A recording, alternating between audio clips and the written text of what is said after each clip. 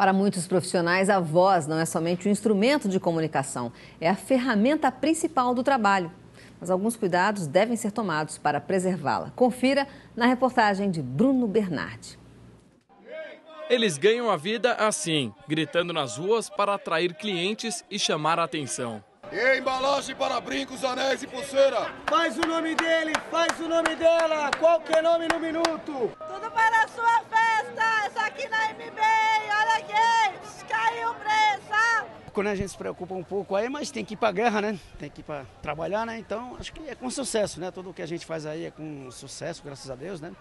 Na humildade. É bom, né? É ótimo, fica se divertindo e tal, né? Você se preocupa um pouco de gastar muito com a roupa? Se preocupa um pouco às vezes, mas eu tomo muita água. Cara, cansa muito, que todo dia você tem que gritar, né? Mesmo que não vende ou se vende, e cansa muito. Nós não pode tomar água gelada, é bem puxado mesmo, hein, cara? Pra você ver a minha voz, como é que tá, ó, desde sábado. Não só eles trabalham assim. Cantores, atores, pastores, repórteres, radialistas, advogados, a lista é enorme. E um senso comum entre todos: ganhar no grito. Os clientes escutam mais, olha a sua mercadoria, vê a propaganda que você está fazendo, é bem mais fácil, vende bem mais. Tem que gritar, né? Tem que gritar para poder chamar a galera, né? Porque senão já viu, né? E vende bem?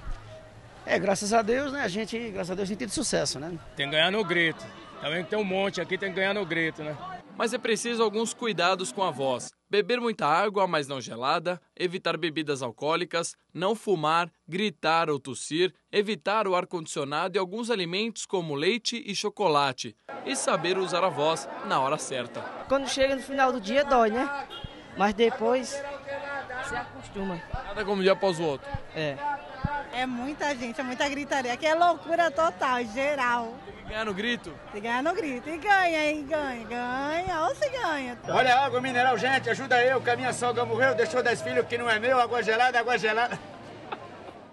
Olha, passar um dia rouco já é o suficiente para perceber o quanto a voz é importante. E quem está aqui para falar dos cuidados que devemos ter é a fonoaudióloga Fernanda de Moraes. Tudo bem, Fernanda? Muito obrigada pela sua presença aqui. Tudo bom? Boa tarde, Adriana. Boa tarde, Leão. E boa tarde aos telespectadores. Muito obrigada pelo convite. Ô, Fernanda, cuidar da voz é uma questão de condicionamento físico, é isso? Também é. Quando a gente fala bastante, as pessoas, por exemplo, que ministram treinamentos de 4, 8 horas ou que são comunicativas e falam o tempo todo, existe um gasto calórico. Então, é preciso até ter uma resistência física para isso. Olha que interessante.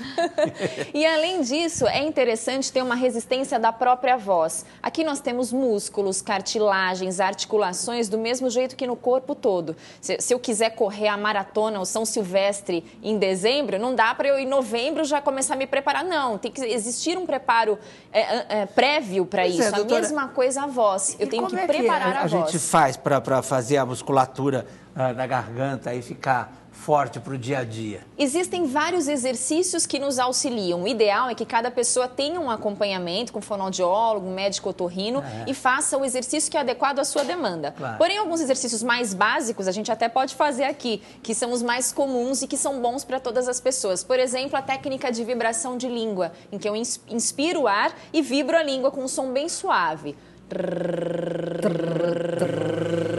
Ou vibração de lábios. Ou até o som do M mastigado, que melhora até a dicção, além de melhorar a voz, que é o... Se eu fizer um pouquinho desses exercícios, pelo menos 2 minutos, antes de usar a voz profissionalmente, seja para vender em uma reunião ou para me comunicar, professores, para lecionar, exatamente, eu tenho um benefício muito grande, a voz melhora, fica mais fácil e mais gostoso falar, além da voz ser muito mais agradável para quem escuta. Então é importante ter um preparo da voz, sim. Eu percebo que você tem uma voz, não sei se a palavra é essa, colocada, né? Ah, muito obrigada. É gostoso ouvir você falar.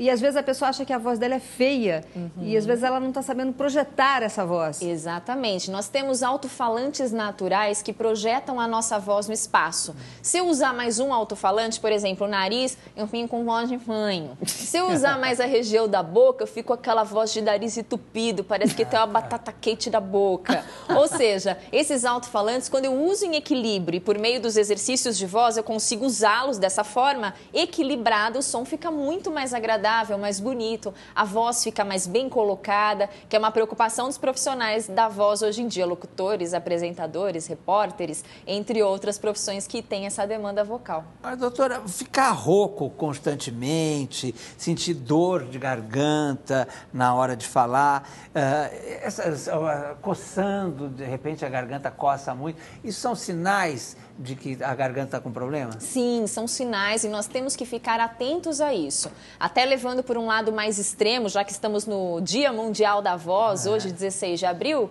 é importante cuidar da rouquidão. Muitas vezes a gente fica com ruído na voz, vou falar e a voz falha. Rouquidão por mais de 10 dias pode ser o primeiro sinal de câncer de laringe. Então é algo muito importante que a gente tem que ficar atento. E é claro que em situações mais comuns do dia a dia, quando eu uso a voz com esforço, com tensão, eu falo por um tempo longo e dá para ver aquela veinha pulando no pescoço. Por quê? Tensão na região laringe. Se eu tenho tensão na região do pescoço, provavelmente até a vibração das minhas cordas vocais também estão tensas. E a longo prazo, eu posso ter um atrito muito forte nessa vibração e ter um problema de voz, ficar rouco constantemente, ter dificuldade para falar. Então é importante ficar atento e procurar um profissional especialista nisso. E agora uma parte que me diz muito respeito aí, que é a questão da água. Quanto de água a gente tem que tomar por dia para hidratar a garganta? O ideal é 1,5 litro a 2 litros. E é claro que quem fica exposto ao ar-condicionado, como nós estamos, mais ainda, já que o ar-condicionado diminui a quantidade de ar, a umidade de ar que a gente inspira para falar. Então é importante usar bastante, consumir bastante água.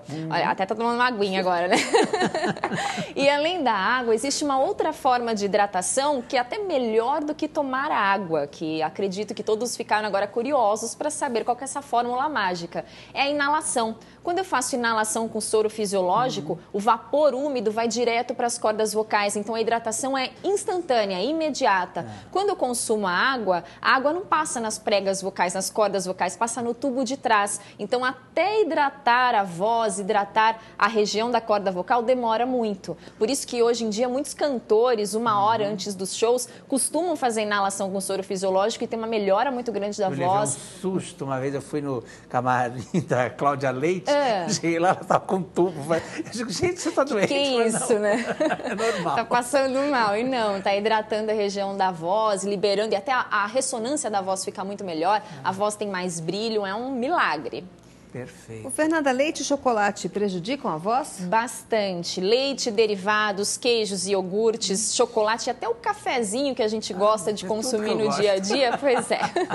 A gente pode evitar pelo menos 1 hora antes de usar a voz profissionalmente. Por quê? O café, o chocolate, ele aumenta a secreção, a viscosidade da saliva. E se eu tô com a saliva mais viscosa, eu fico pigarreando. Aliás, esse pigarro também prejudica bastante. Bastante. Essa é a principal interferência na voz desse tipo de alimento. É provocar o pigarro e eu ficar com esses sons. Cada vez que eu faço a vibração da corda vocal é muito intensa, é muito atrito uma contra a outra. Então, fica mais inchado, mais avermelhada a região das cordas vocais e a minha voz fica mais rouca, falhando em alguns momentos. Então, são alguns alimentos que eu evito antes de usar a voz profissionalmente. Alguns não que eu não deva consumir. Também, né? Tem esse efeito, sim, né? diuréticos que eliminam todo o líquido do corpo para a pressão, exatamente. Então, se eu tenho essa indicação médica, eu compenso consumindo muito mais água, fazendo inalação, para que eu não tenha um prejuízo na voz. Perfeito. Então, quais são os alimentos que ajudam a voz? O principal alimento, além da água, que é um líquido, é a maçã.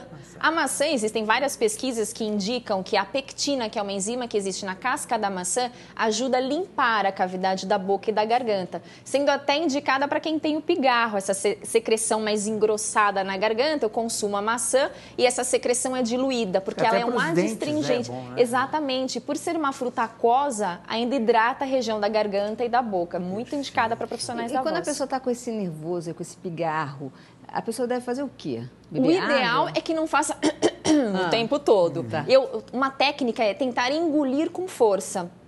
Eu prendo a respiração e engulo com força ou consumo bastante água e a tendência é que ele dilua. É claro que se ele persistir, é importante procurar um médico porque muitas vezes pode ser problema estomacal, gastrite, úlcera e às vezes até quando a pessoa engole, elas têm uma sensação de bola na garganta, fisgada, algo que não desce, fica preso aqui na garganta, incomodando. Pode ser sinal de ou falta de hidratação ou até mesmo um problema gástrico. E gargarejo com água, sal e vinagre é bom mesmo para garganta? O vinagre resseca toda a mucosa da boca e da garganta, então tá além de ter um prejuízo estomacal. Sim, o ideal é que não faça isso, a não ser que tenha uma indicação. Água morna e sal, ela é indicada para infecções de garganta, não que seja boa para a voz, mas para uma amidalite, é muito indicada assim. Obrigada, Fernanda, pela sua presença e pelas suas informações. Eu que agradeço.